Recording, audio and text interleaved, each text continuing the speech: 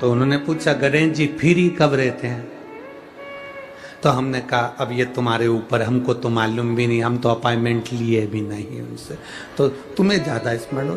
तो किन आप शंकर जी की कथा करते हो, आपको नहीं मालूम कि गणेश जी कब फ्री रहते हैं? हमने कहा गणेश जी फ्री रहने का केवल एक समय होता है, एक टाइम होता है, एक पल होता है, एक घड़ी होती है कि गणेश जी महाराज हमारे घर में आ गए। गणेश जी की सबसे पहली जो आरती हो, उस आरती के समय पर अगर धूप बत्ती जलाई जाए या गोबरी को जलाकर उसमें गूगल छोड़ी जाए और गूगल छोड़ने के बाद गणेश जी का नाम ध्रुम वर्ण कह दिया जाए, तो गणेश जी को तुम्हारे घर की पूजा स्वीकार करना पड़ती है। बस वो समय हम जानते। हम तो बस उतना जानते हैं कि शिव महापुराण में लिखा और मुद्गल पुराण में लिखा, गणेश पुराण में लिखा, गणेश जी का एक नाम होता है ध्रुम वर्ण। क्या नाम है? ध्रुम वर्ण गणेश जी का एक नाम होता है। जब हम धूप जलाकर और धूप लगाने के बाद में गणेश जी की सबसे पहली आरती करने के पहले अगर हम सबसे पहली आरती गणेश जी की कर रहे हो, अपने घर में स्थापना कर रहे हो, बिठा रहे हो, और तुम चाहते हो कि गणेश जी मेरे घर में आके मेरी पूजा को स्वीकार करें और जो मांगू मेरा गणेश मुझे दे 10 दिन के अंदर, तो पहला नाम लेकर पुकार लेना ध्रुम वर्ण विनायक, बैठो, बस काम हो गया। वो फ्री होकर आता है, वो बैठता है, अलमस्तता में बैठता। अब वो हमसे पूछे समय क्या है? हमने कहा देखो हमारे को तो मालूम नहीं, बस इतना जरूर जानते हैं कि ध्रुम वर्ण नाम के मेरे विनायक, जो जिनके शरीर से भक्तों के ताप मिटाने के लिए अग्नि तेज निकलता रहता है, जिनके शरीर से धुएं की भांति अग्नि प्रकट होती रहती है। अग्नि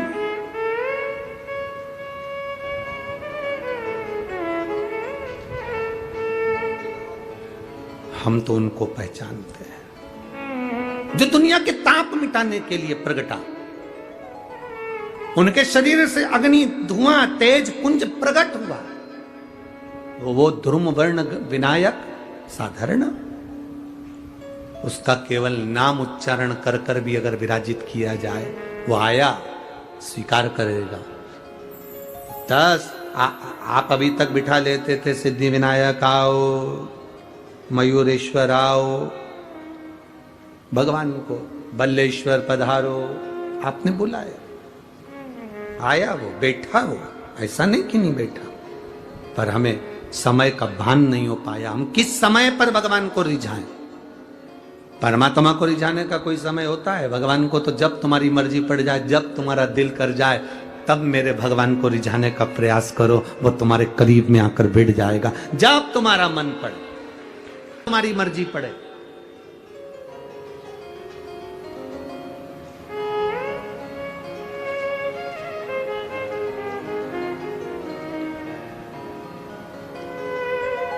शिव महापुराण की कथा कहती है,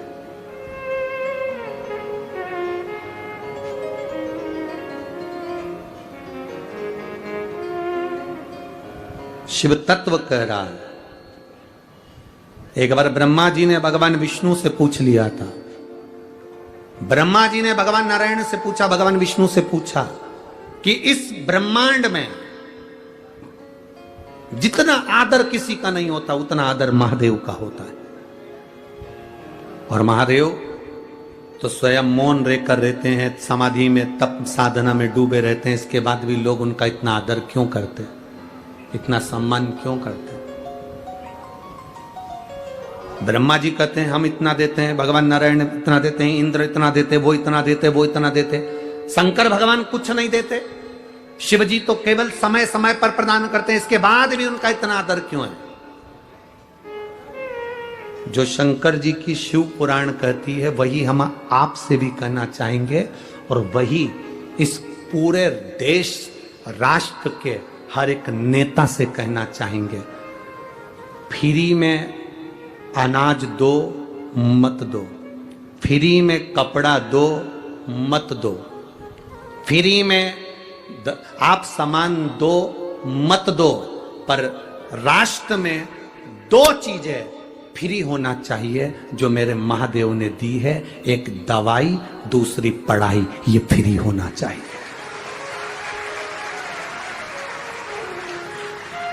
खाना फ्री दोगे कि नहीं दोगे उससे मतलब नहीं है, कपड़ा फ्री दोगे कि नहीं दोगे मतलब नहीं है। जितने राष्ट्र के राजनेता हैं, और ये शब्द पुणे की इस धरा से केंद्र तक पहुंचना चाहिए कि खाना फ्री मिले चाहे ना मिले, कपड़ा फ्री मिले चाहे ना मिले, पर दवाई और पढ़ाई ये तो फ्री होना चाहिए।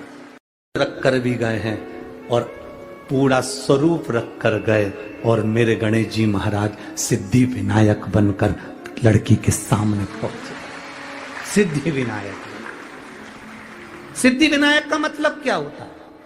उस असली मतलब को समझना हमें। सिद्धि विनायक का मतलब क्या है? सिद्धि विनायक क्या होता है? केवल नाम से सिद्धि विनायक हो गए, या उनके पास में सिद्धि थी, बुद्धि थी, रिद्धि थी, ये सब सिद्धि विनायक के लक्षण है? या गणेश जी के हाथ में लड्डू रखा तो सिद्धि विनायक है, कमल पुष्प पकड़े हैं तो सिद्धि विनायक है, मस्तक पर मुकुट रखा है तो सिद्धि विनायक है, या मुंबई में बैठे तो सिद्धि विनायक है, या पुणे की धरा पर बैठे तो सिद्धि विनायक है, आगरा में बैठे तो सिद्धि विनायक है? वो सिद्धि विनायक का मतलब नहीं। सिद्धि विनायक का मतलब क्या होता है, उस मतलब को समझिए। लड़की के सामने भगवान गणेश जी पहुंच गए। पहुंचने के बाद उससे लड्डू मांगा, लड़की ने 2 लड्डू दे दिए। आज मेरा गणेश आया है, ले लड्डू खा। गणेश जी ने कहा 2 लड्डू में काम नहीं चलेगा, 4 देना पड़ेगा, 4 देना पड़ेगा। लड़की ने कहा नहीं, मेरी माँ ने कहा था 2 गणेश को देना, 2 तू खाना, आधा पानी तू पीना, आधा पानी मैं पीऊंगा।